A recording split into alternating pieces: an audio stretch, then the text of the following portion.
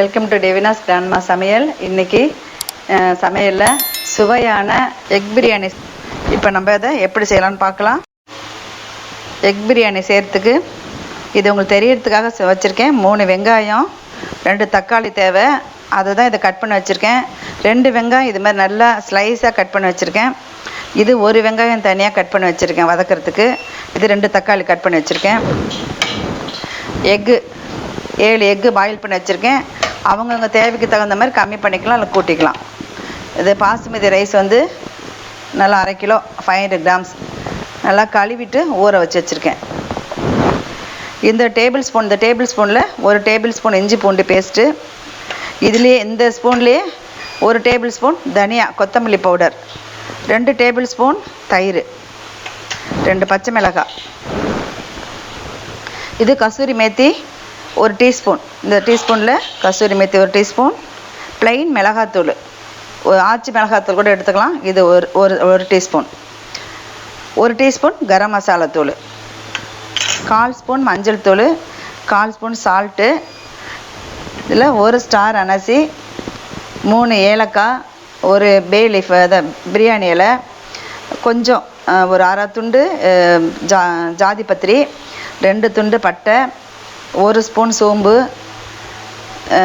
இது வந்து சமையலுக்கு தேவையான ஆயில், ரைஸ் பிராண்ட் ஆயில் எடுத்திருக்கேன், கல்லுப்பு, இது தேவையான அளவு கொஞ்சம் புதினா, கொஞ்சம் கால் பாகம் தான் புதினா, கால் கையில் 1/2 கைப்பிடி பிடிக்கிற மாதிரி கொத்தமல்லி தழை, அவ்வளோதான்.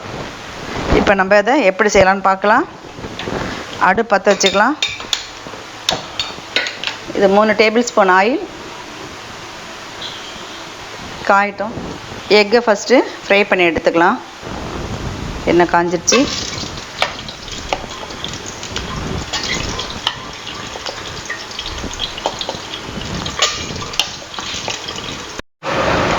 இப்போ எக்கு போட்டாச்சு. எக்கில் மஞ்சத்தூள், சால்ட்டு, ஒரு 1/4 ஸ்பூன் தான் எடுத்து வச்சுருக்கிறேன். இதை போட்டு ஒரு நிமிஷம் நல்லா ஃப்ரை பண்ணி எடுத்துக்கலாம். எக்கை ஃபஸ்ட்டு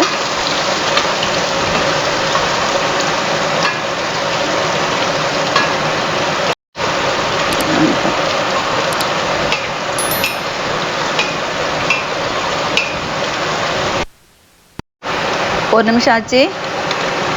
ஃப்ரை பண்ணியாச்சு. எக்கு எடுத்து வச்சுக்கலாம்.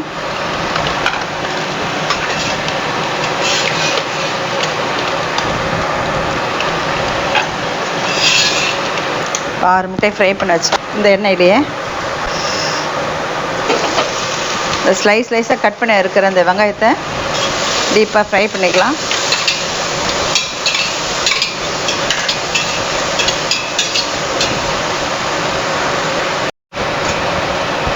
கொஞ்சம் வெங்காயம் நல்லா ப்ரௌன் கலர் ஆகட்டும். இந்த மாதிரி கலர் வந்து இந்த கலர் மாறி இருக்கணும். இப்போ எடுத்துடலாம். இதை இந்த அளவுக்கு 2 வெங்காயம் ஸ்லைஸாக கட் பண்ண பாருங்கள். இந்த மாதிரி ப்ரௌனாக ஃப்ரை பண்ணி வச்சுக்கணும். அடுத்து இந்த 1 வெங்காயம் இருக்குது, அதை அடுத்து நம்ம சமையலுக்கு யூஸ் பண்ணிக்கலாம். இப்போ இந்த அடுப்பில் அதே எண்ணெயை இந்த நம்ம மசாலா ஐட்டம்ஸ்லாம் அதில் சேர்த்துடலாம். இது பொரிஞ்ச உடனே வெங்காயம் போட்டுக்கலாம். இது 1 வெங்காயம் தாங்க. இது 2 வெங்காயம் அது மாதிரி ஃப்ரை பண்ணி வச்சுருக்கேன். இது 1 வெங்காயம் தான். இது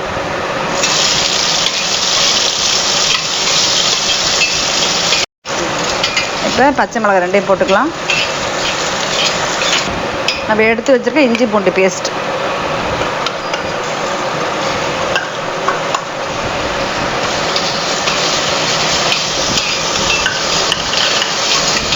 அடுப்பை கொஞ்சம் ஸ்லோ பண்ணிக்கலாம்.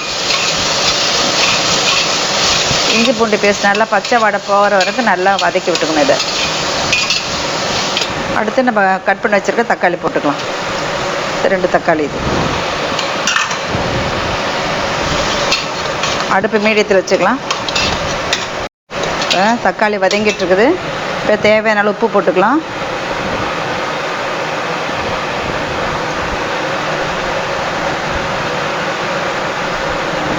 இந்த அளவுக்கு போடுறேன். இதே மிளகாத்தூள், ப்ளைன் மிளகாத்தூள், இது கொத்தமல்லி தூள், தனியாத்தூள்,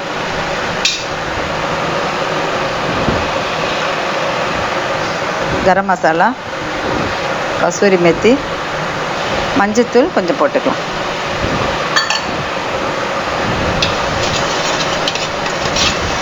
இதெல்லாம் போட்டு நல்லா வதக்கிட்டு தயிர் வச்சுருக்கேன் பாருங்கள், 2 டேபிள் ஸ்பூன் தயிரும் போட்டுக்கலாம்.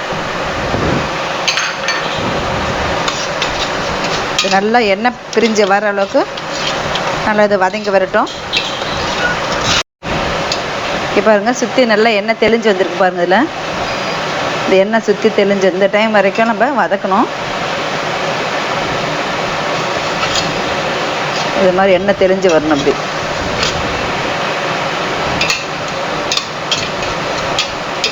நான் இந்த கப்பில் தான் 2 கப் அரிசி எடுத்தேன், 1/2 கிலோ அரிசி. இது அரிசி நம்ம வாஷ் பண்ண தண்ணியில் அரிசி ஊற வச்ச தண்ணி, நம்ம பிரியாணி அரிசி ஊற வச்ச தண்ணி. 1:1 2 இது 3 பங்கு தண்ணி.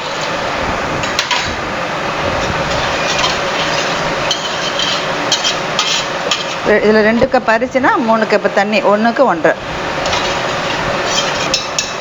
அரிசி போட்டுடலாம்.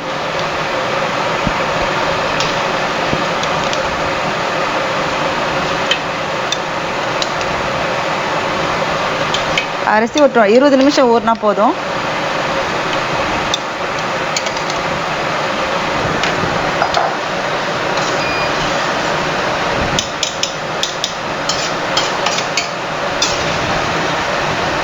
புதினா போட்டுக்கலாம்.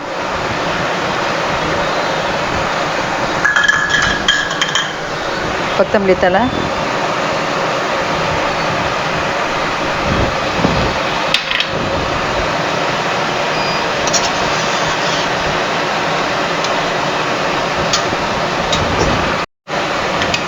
இப்போ இந்த ஃப்ரை பண்ணி வச்சுருக்கோம்ல இந்த ஆனியன் இதை போட்டுக்கலாம்.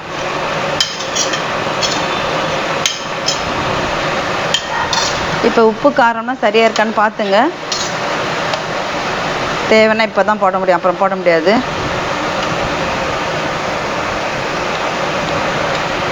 கொஞ்சம் போட்டு, ஏன்னா ஒரு கல் தூக்கலாக இருக்கணும் பிரியாணிக்கு.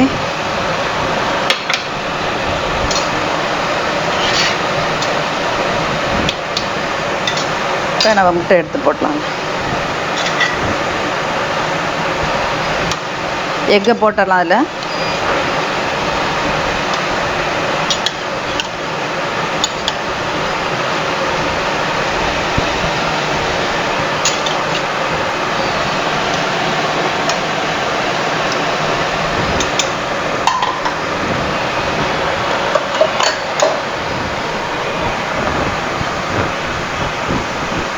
முட்டை போட்டாச்சு.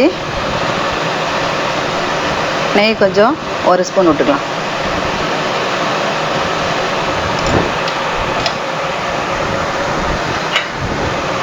மூடி வச்சுக்கலாம். இது இப்போ வெயிட் போடுறேன். வெயிட் போட்டு கரெக்டாக 1 விசில் வந்த உடனே சிம்மில் வச்சுட்டு 3 நிமிஷம் பொறுத்து ஆஃப் பண்ணிடணும். நான் மீடியம் ஹையில் வச்சுருக்கேன் ஃப்ளேமை. கரெக்டாக 1 விசில் வந்துட்டு 3 நிமிஷம் சிம்மில் வச்சு ஆஃப் பண்ணிட்டு, தன்னால் விசில் வந்து அந்த இது வெயிட்டு நல்லா கேஸ் ரிலீஸ் ஆன பிறகு நம்ம தான் எடுக்கணும். நம்ம கை வச்சு இதை வச்சு எடுக்கக்கூடாது. விசில் வரட்டு பார்க்கலாம்.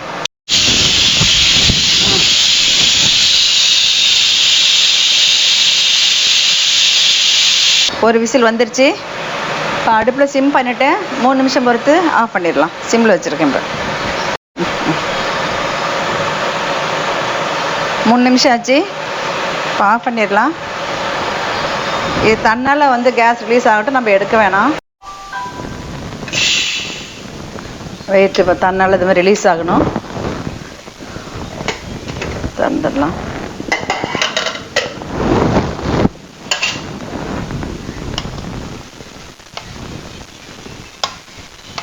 பாருங்கள், அருமையாக வந்து சாதம் இதாகிடுது. சாதம் உடையாத நல்லா வந்துருக்கு பாருங்கள் குழையில்.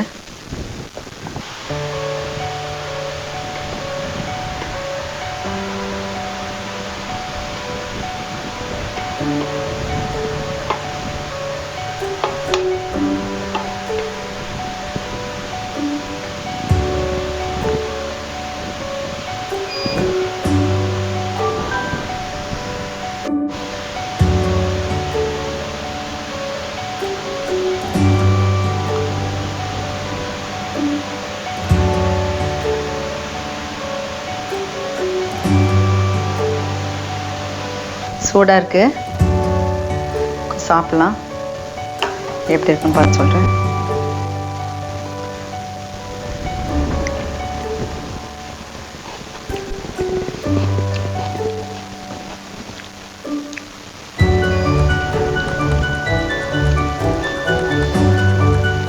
ரொம்ப நல்லாயிருக்கும். சிக்கன் பிரியாணி மட்டன் பிரியாணியோட இது ரொம்ப நல்லா இருக்கு மாதிரி சாப்பிடும்போது எனக்கு ரொம்ப அருமையாக இருக்குது. இதேமாதிரி நீங்களும் உங்கள் வீட்டில் இதேமாதிரி செய்து பார்த்து உங்கள் கமெண்ட்ஸ் என்னன்னு சொல்லுங்கள். தேவினா கிராண்ட்மா சமையலுக்கு சப்ஸ்கிரைப் பண்ணுங்கள். தேங்க்யூ ஃபார் வாட்சிங்.